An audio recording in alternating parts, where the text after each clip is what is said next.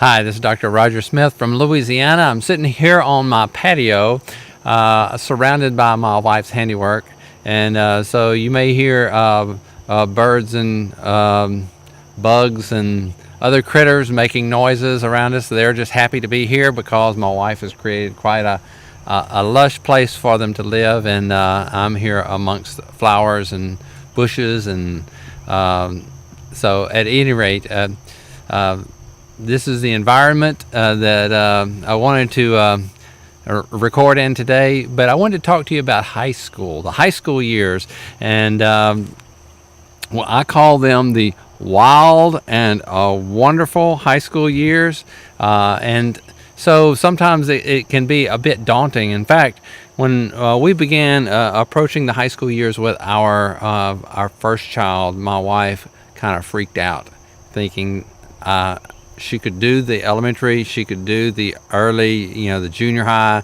She felt totally comfortable with that, but looking forward to the high school years, it was like, I don't know if I can do this. And so there was some fear and trepidation entering into the high school years the first time. And so if you're there and you're nervous, you're afraid, you're thinking maybe I can't do this, those are entirely normal feelings, and I sympathize, but I want to tell you, you can do this. And I want to show you some ways, some things to consider. And so one thing that I want to highlight is maybe a non-traditional approach. I've always been kind of an out-of-the-box kind of guy.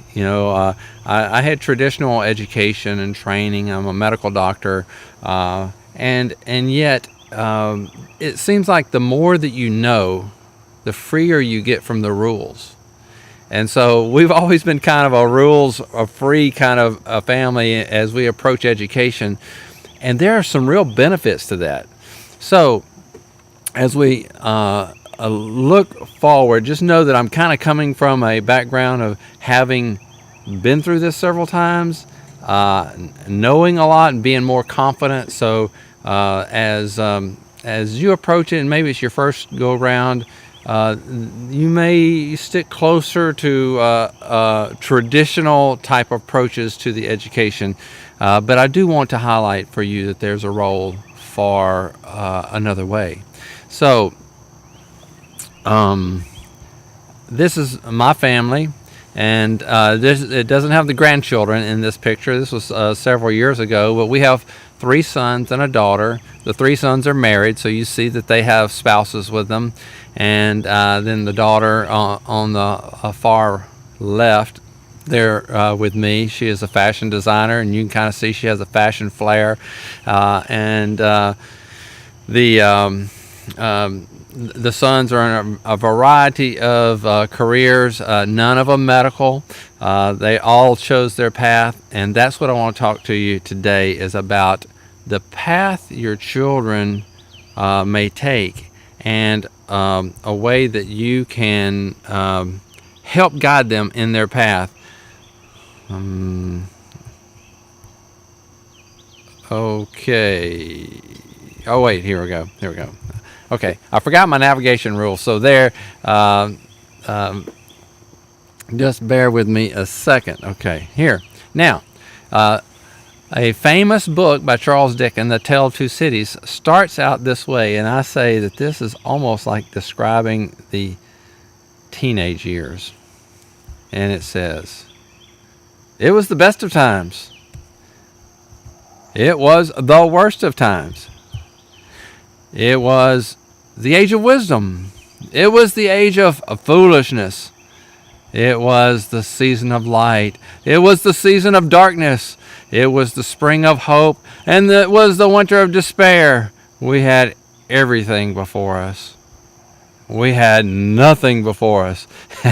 And doesn't that sound like a teenager describing their situation? So it seems like during those years it's one extreme or the other, and sometimes that's the way we see it as well. It goes from extremely good to suddenly it's extremely bad, and so it's this dichotomy of the good and the bad. But I want to say that it's wonderful years. We've been through them all, and you can make the high school years the best of all.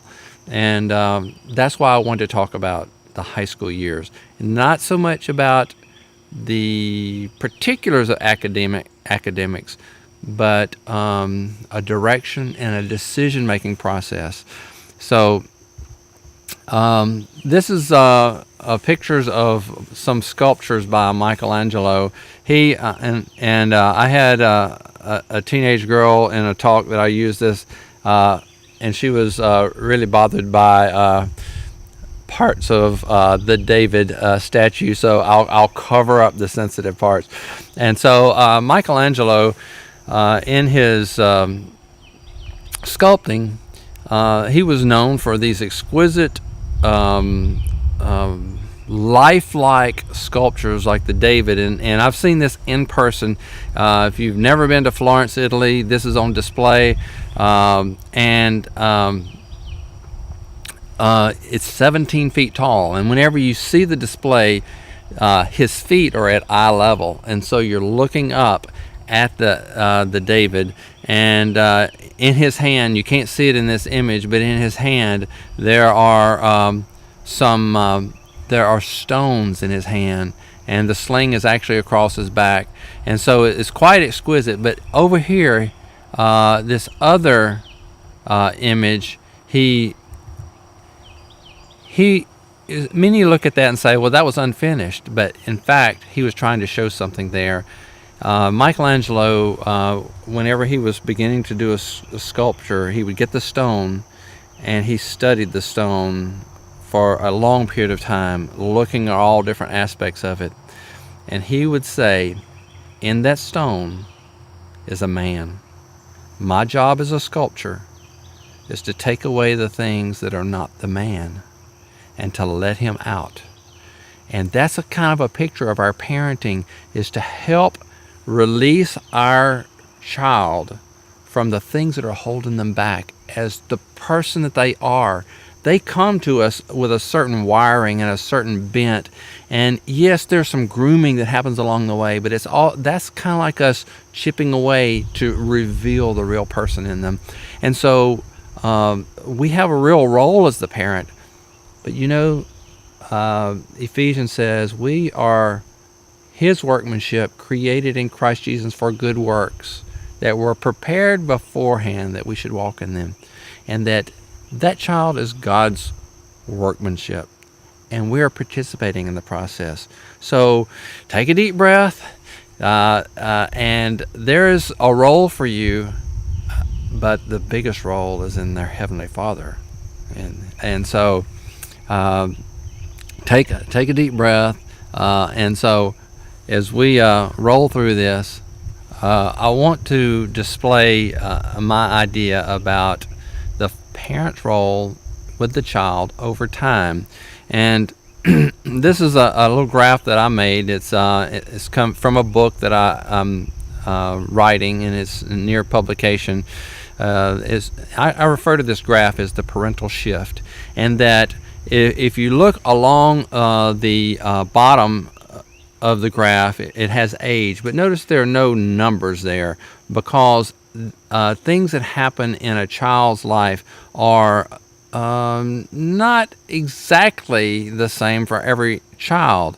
And so just like a child, one child doesn't walk at the same time as another child. One child doesn't read as early as the next one, and one child doesn't go through puberty at the same age. So, but the concept is that over time, these things happen. And we start out in our relationship with our child having almost complete control when they are a newborn. Okay, we choose what they're going to eat, when they're going to eat, what kind of diapers they're going to have, where they're going to sleep. All these things that we start out with as much control as we're going to have whenever they are newborn. But little by little, we're losing control naturally because the child is gaining ability. And there are times when they're gaining ability really fast. And that's kind of the junior high and early high school years where they are gaining more and more control. And we are losing control of them naturally, and it's a normal process. And so as you can see that there's a steep part of the control curve, and where we're losing control of them non-stop and at a very alarming rate. But there's another role that we've got to play with them, and it is the role building influence. And influence is based on a relationship. And as we build trust with them, we can influence them without rules. No, maybe not without. That may be going too far, but the rules don't become the main focus. It's more about the relationship and influence. And so we must shift from control to influence. And that is something that will happen. And I want to portray that in a story with one of my children. And okay, here we go. Here's a famous verse that we refer to all the time. Bring up a child and the way he should go, and you can finish it. That he won't depart from it. But the literal translation of that means bring up a child in his way. And much like when Michelangelo looks at that stone, there's a man in there. And he just has to release him. And there is a way that is particular to your child, those good works that were prepared beforehand, that he should walk in them. And we must study our child and begin to understand what is their strength, what is their bent, what is their natural gifting, and where are they going in life, and help them to discover it. And that is a key role that we play as parents. So this child, his name is Rodney. He's my middle son, and he was quite a challenge for us. Because he was a non-traditional learner. And we had to grow up and understand a lot more about the way he learned, the way he saw things, and his not seeing philosophically, but seeing he saw things visually differently. And we didn't realize it at first. It took us a while to understand some things. But nonetheless, he was our non-traditional learner. He read late. He challenged authority. He was kind of life on the edge. But he was fun, and life was exciting with Rodney. And he was a skateboarder. He was passionate about skating. In fact, I wanted him to play baseball, and we worked hard at it. And he actually was pretty good at baseball, but he just didn't have a passion for it. He told me one day, he was 13, he said, "Dad, all I can think about is skateboarding." And I went, "Oh, well, I think that you should be skating." And so he began passionately pursuing skateboarding. And we live out in the country. Skating is fine when you're learning to be on the flats, but as you gain any skill, the skateboarders want ramps and jumps and grind rails and all kinds of things, obstacles. And out in the country, there just aren't those facilities. So my son began building his own ramps. And before we knew it, he had developed a reputation for building these ramps. And so actually, it started a little bit before that my wife looked at what he was doing, and instead of saying, "You've got to stop that's too dangerous," she saw that he needed to do it right. So on the construction of the ramps, she called the local school, the technical school, and they had a drafting course there. And she talked to the instructor and said, "Could you help my son learn how to draw his plans and to actually make these things secure?" And he had private tutoring from this drafting instructor, and he learned how to draw his plans and to be accurate and to calculate the angles that he would cut these ramps and get the arc just right so that he would be able to launch off them. And with his precision and his accuracy and his passion about it, he then developed this reputation for building the ramps, and other skaters in the area began wanting to buy them. And we thought that was cool at first, but then I started thinking about it. I said, kids get hurt on these ramps. And I think that if someone wanted to sue, they wouldn't sue Rodney. They would probably sue me. And so I talked to him about it, and I said, listen, I'm all for you developing a little business on the side. And he was learning how to buy materials and project cost and do his sales and make contacts with people. And do you think that he was growing and learning anything in that process? And I often ask people, I says, does that look like school? And I say, no, that doesn't look like school. But if you ask, are they learning anything? Oh my goodness, did he learn a lot. He was learning math and geometry, and he was learning the drafting, he was learning business relationships, he was learning all kinds of things. But not only that, he was learning the skating, and you can see him jumping here over launching one thing over another. But he learned the business of it. He developed this business called Rod's Ramps, and he had the wherewithal to develop the logo over in on the left-hand side of this bumper sticker. But this is one of his ramps that he built, and I said, Rodney, I think you're putting me at risk with this. And we talked about the legitimacy of legal ramifications of his business. And on me, I said, we've got to do something here business-wise to make this safe for me. So we developed his own company, Limited Liability Corporation, called Rod's Ramps. And at 13, he filed with the state of Louisiana articles of incorporation, and he became the CEO of a corporation. Do you think he learned anything in that process? He learned all the legal mumbo jumbo. He learned about how to file paperwork with the state. He learned about the legal protection and something called a corporate veil, and that was non-traditional school. He didn't go to in a classroom and sit in a desk or read a textbook or anything about this. He was living these lessons, and so this was a picture of the non-traditional approach that we had with this particular son because of his bent. He was a delayed reader, and there were certain things that were challenges for him. Visually, he had difficulty seeing some things, two-dimensional print, and I won't go into all of the details, but nonetheless, this fit his way, and it helped develop him in a business mind. And also his social skills. He is highly social. And so sales was right down his alley, and today, some 20 years later, he's in sales. And I think he could sell most anything because of his relationship skills. But there are lots of different approaches. You don't have to be quite so out of the box as that.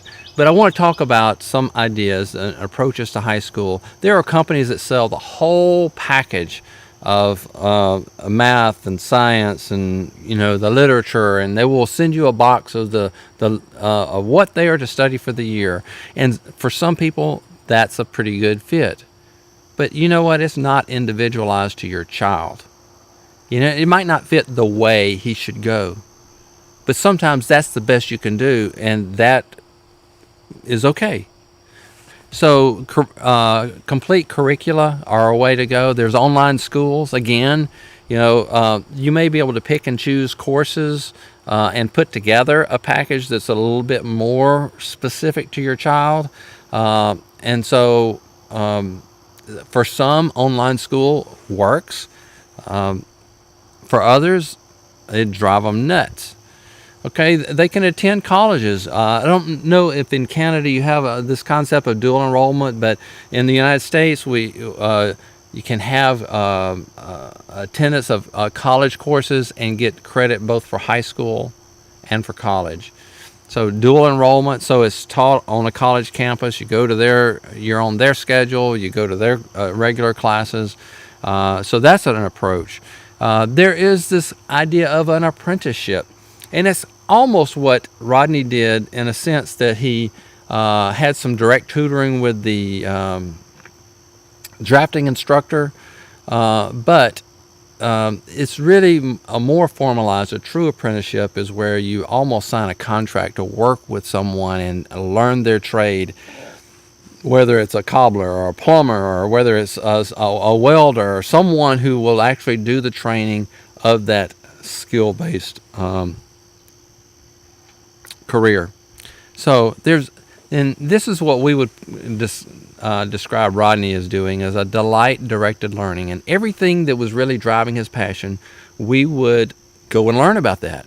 Instead of starting with what we were going to learn and force it on it, we found where he was going and what path he was on and what was his greatest motivating, and we learned things that would allow him to stay on that path, where it was learning about corporations and learning about angles and learning about drafting and all that added in, and in the end we had a finished product. We just went about it a little bit differently, and so that might fit you, a delight directed learning. So if you use the apprenticeship work, you must have match the student to work with someone in that field of interest, but treat them like an adult. They're not going to watch the other person work. You can't. That is not productive. They need to be doing work, and if their apprentice, their mentor is only going to let them watch, that's not a good deal. So one thing that we've got to stop doing, mamas particularly, is stop referring to your teenage sons as my baby. My baby is not very motivating. They are a young man, and we are launching them into their future. And so get that out of your language. And also I say, we've got to let them fail at something. All right. So if we're always protecting them from failure, they're not actually reaching and stretching and growing. So let them make some mistakes. Granted, you want to look at the mistakes that they're not fatal mistakes, but nonetheless, learning that as they are gaining control, we need to be more of an influence and saying, okay, it looks to me like this is not going to turn out well. This is what I'm concerned about. Just be aware of that as you go into, these are the dangers that I see. What dangers do you see? And have conversations about it and coaching them. So we transition more from a controlling or police officer kind of approach more to a coaching role. So we become more on the sidelines. So there are other things that can add to their high school learning experience, and we used extracurricular activities, which we called them curricular activities, whether it was music programs or youth development organizations. Like in the United States, we have 4-H, there's speech and debate, there's Teen Pact is a government program teaching about how government works. It may be called something different in Canada. Then there's sports, there's all kinds of scouting programs, and we considered all those opportunities for growth and development and leading one from childhood to adulthood. And all of those, we looked at them and said, okay, if they're in a choir program, that's music. And we have put that on their transcript as music. If they were in speech and debate, that was either speech or it was writing, any number of things. So the sports participation, that's PE, physical education. You can look at the transcript and say, that fits here. And so there are blank transcripts that you can use as a guide to say, okay, in this year we need to put so many credits for one subject or another. And rather than belaboring the point, you can actually have someone help you make them. Different companies will make one that looks professional. Or this is our last son's transcript. We made this on Microsoft Word. It just works just as good as any of the others. And if you looked in to the particulars, you may see down at the bottom that he had home economics. We taught him how to do his laundry, and he learned how to do some basic cooking, grocery shopping. That's all home economics, Bible, philosophy, public speaking. So a lot of that was our extracurricular activities. And so with Rodney's transcript, there was a whole lot of that. Now, he still had to do math and science and other things, And so, but your non-traditional learner, it may have the same name. Maybe geography for them is watching travel videos and them learning about all the different cultures and places and how to get from one place to the next. And, that's still geography. And so transcripts, learning, helping you find the way that your child should go.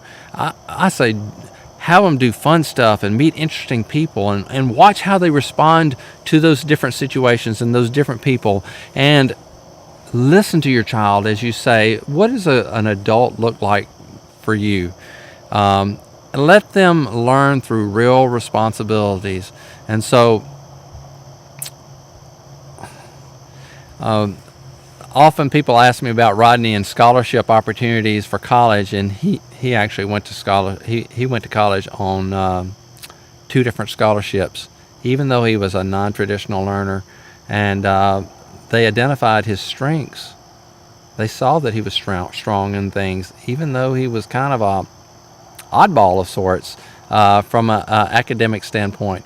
But at any rate, just because you have a non-traditional learner doesn't mean that they will not have scholarship opportunities. Hey, and maybe they're not on the college path. There are so many skill-based jobs that are in great need, and it's a great opportunity for their future. And so I don't say that college is the path you should go with every child.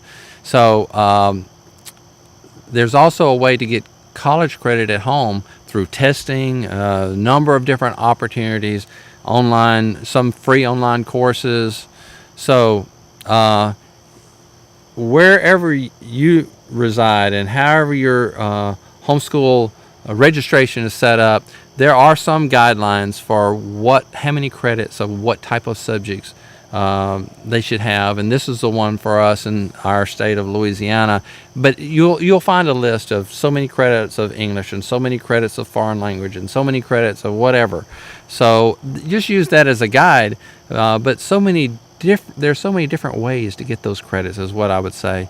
And to graduate, you got to have a diploma. You can get somebody to make a fancy one, or you can go to Office Depot or Office Max, Staples, get these certificate paper, make your own at home, just like we did, and they work just as fine. So in fact, colleges and universities, they want to see the transcript more than they want to see the diploma. So whenever you think of a child that is developing, they have a particular way that is best for them. Train up a child in that way. You must first get to know your child, and together with them help determine what is their passion, what are their strengths, and fuel those strengths, because that's where they're going to fly. That's where they're going to be truly doing those works that were prepared beforehand for them. And that's a privilege and exciting time for you as a parent to participate in that process. So I hope this gives you an idea of some different ways to approach the high school years. Obviously, I didn't go into all the nuts and bolts, but it's exciting times. It is the best of times, and it is the worst of times. This is Dr. Roger Smith saying, go for it.